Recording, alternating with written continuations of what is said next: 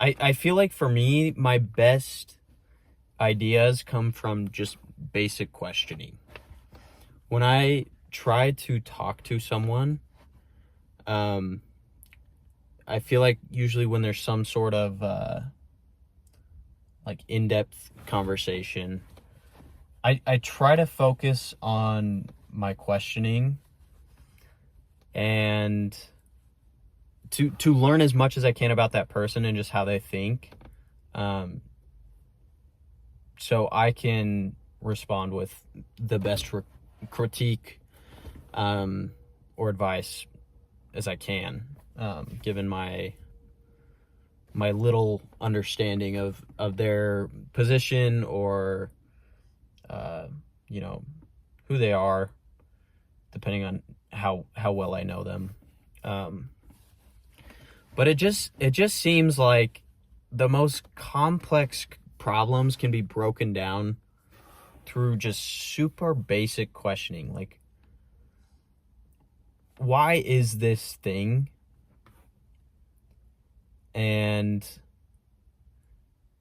like, first of all, why is this thing? And then it can be broken down into, what is the thing? Where is the thing?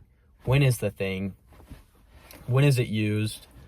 When is it useful? When is it not useful? In what ways is it useful? Um, a, a whole brainstorm of questions can be asked, ultimately leading to that how the thing is done. How is it presented?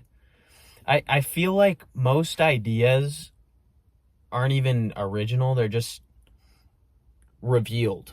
I'm talking a lot with my hands. But it just seems like every complex problem can be broken down into just basic parts, and then those basic parts can construct something more complex, something more valuable, something more beautiful. And basic ideation, like basic questioning, can lead to something beautiful. And I feel like a lot of people who say they aren't good at talking to other people, who say, like, oh, I don't know how to talk to that person. They outrank me. They're just living at a different level of life.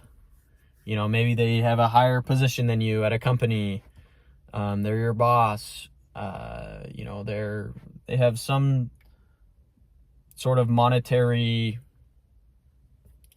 I don't know, maybe they have more money than you, maybe they have more power than you, maybe they have more of an audience than you do. They're just a person, at the end of the day.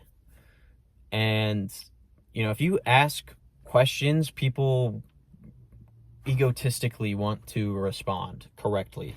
It's like ingrained in us. And I'm just saying things, but it seems like from our youngest, our youngest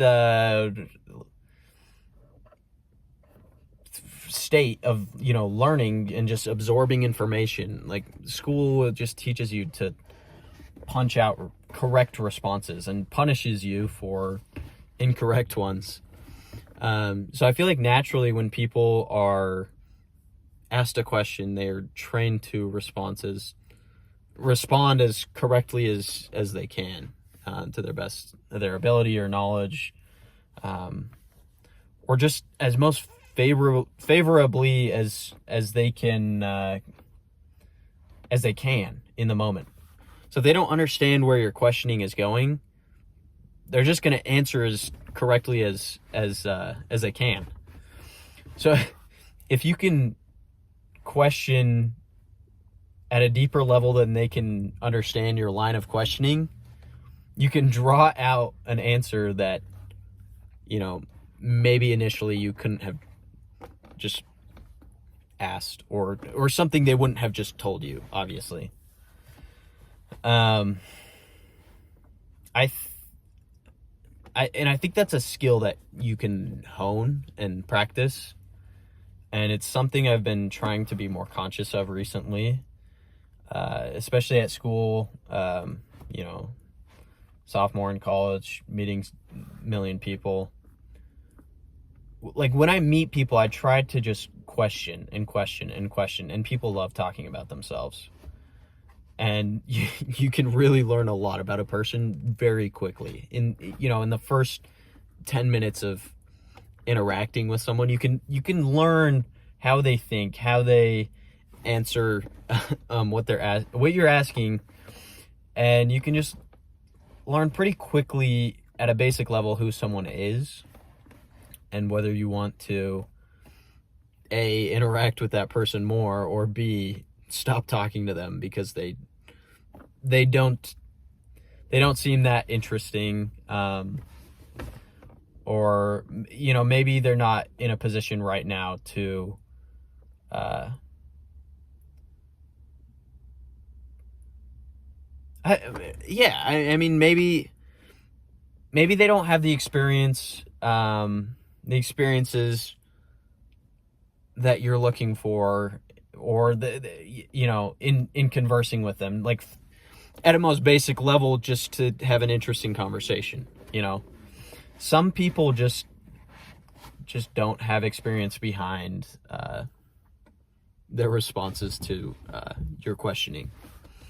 So maybe they aren't the most interesting conversation to be having. So maybe you go talk to someone else, and you can learn pretty quickly who someone is through basic questioning. And people will just dump. They will just spill whatever. Maybe if you're in a similar position to me, one trick I like to use for meeting people at school, especially at the start of a school year or school semester. In college, you can sit wherever you want, in a classroom, and typically in a presenter audience setting, or a club as an audience, you can talk to whoever you want. Maybe it's before and after class, whatever, before and after an event, or during an event, whatever. I like to, if it's a recurring event, I will go sit by someone new each day until I find someone I feel is worth talking to, over and over again. I don't know. So day one, you sit by someone, you just start asking questions. You just question dump. And they give you, their responses, and you can kind of just tell within the first 10 minutes of questioning whether you want to keep talking to that person or not. And then I'll obviously sit by that person for the whole duration of, that class, that event, whatever. And then the next time that event, reoccurs, you go sit by someone new if you found that the other person was not worth continuing to talk to at that time, whatever. Maybe they're having a bad day, whatever. But you kind of just get into this rhythm of learning how to question, and also meeting new people, and also learning about a lot of different people. You're not stuck just talking to the same person. And, maybe that person is boring. Maybe they are in a bad mood for, a couple weeks. Maybe they don't want to talk, whatever. But you get to know a lot of people, and you learn how to ask the right questions towards, a quick understanding of, or just a quick introduction of someone. And, you repeat that questioning, new person, or new reoccurring event, new person, same line of questioning, or new line of questioning, whatever. And then until you find someone, you click with, and then it goes from there. And I feel like that's how you have deeper conversations. And that's how I meet a lot of people. But yeah, questioning is a super powerful tool, and I think it can be practiced and honed, just like any other skill. And you can kind of draw out responses with a specific line of questioning, as long as the other person doesn't know where it's going.